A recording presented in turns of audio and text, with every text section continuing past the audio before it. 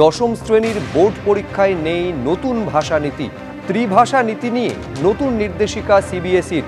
সপ্তম, অষ্টম ও নবম শ্রেণীর পড়ুয়াদের পড়তে হবে অতিরিক্ত একটি ভারতীয় ভাষা। নির্দিষ্ট সময়ের মধ্যে পাঠ্য সামগ্রী সরবরাহ, জানিয়েছে সিবিএসই।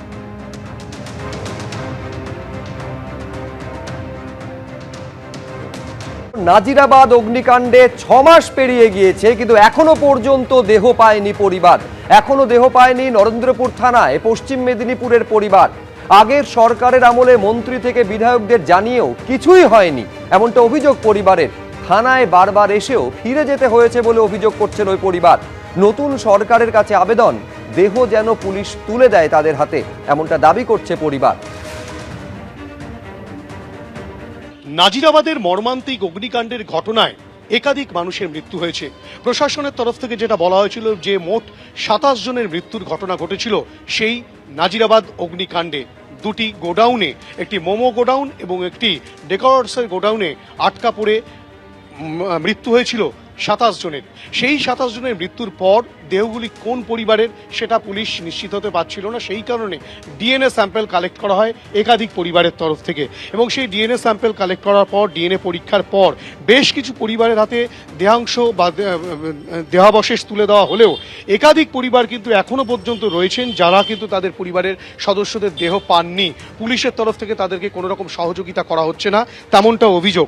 এই নরেন্দ্রপুর থানাতেই কিন্তু অভিযোগ হয়, কেননা 26শে জানুয়ারি যে ভয়াবহ অগ্নিকাণ্ডের ঘটনা ঘটে তারপরেই এফআইআর হয় এবং পুলিশ মামলা রুজু করে তদন্ত প্রক্রিয়া শুরু করে, এবং বেশ কিছু পরিবারকে দেহ তুলে দেওয়া হলেও ডিএনএ পরীক্ষার পর এখনো পর্যন্ত অনেক পরিবার কিন্তু দেহ পাননি। তেমনই পশ্চিম মেদিনীপুরের পিংলার বাসিন্দা অনুপ প্রধান, তার পরিবারের সদস্যরা এসেছেন, কেননা অনুপ প্রধানের দেহ এখনো পর্যন্ত তুলে দেওয়া হয়নি তার পরিবারের হাতে। আপনি তো অনুপ প্রধানের পরিবারের সদস্য। হ্যাঁ হ্যাঁ। কি ঘটনা, আপনাদের অভিযোগটা কি? অভিযোগ ওই আমাদের দেহ এখনো অবধি আমাদের পরিবারের হাতে তুলে দেয় না। বিগত মাসে একবার করে দুবার করে এইখানে থানাকে আসতেছি, তাতে আমাদেরকে কোনো সদুত্তরে দেয় না। এই নরেন্দ্রপুর থানাকে এই এসছে ওই আসছে, কোনো তার কোনো পাওয়া যাচ্ছে না। এবারে আজকে আবার আসছি। 26 তারিখ তো ঘটনা ঘটেছিল, তারপরে কি আপনাদের থেকে ডিএনএ স্যাম্পল কালেক্ট করা?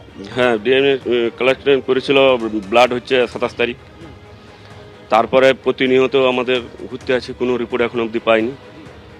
আজকে আমরা আসছি থানাকে, কি বলছে শুনবো।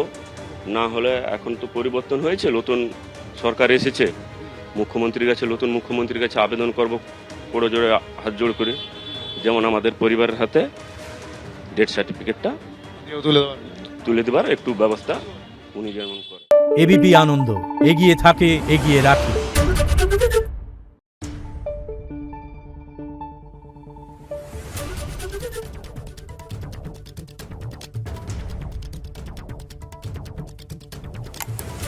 Thank you.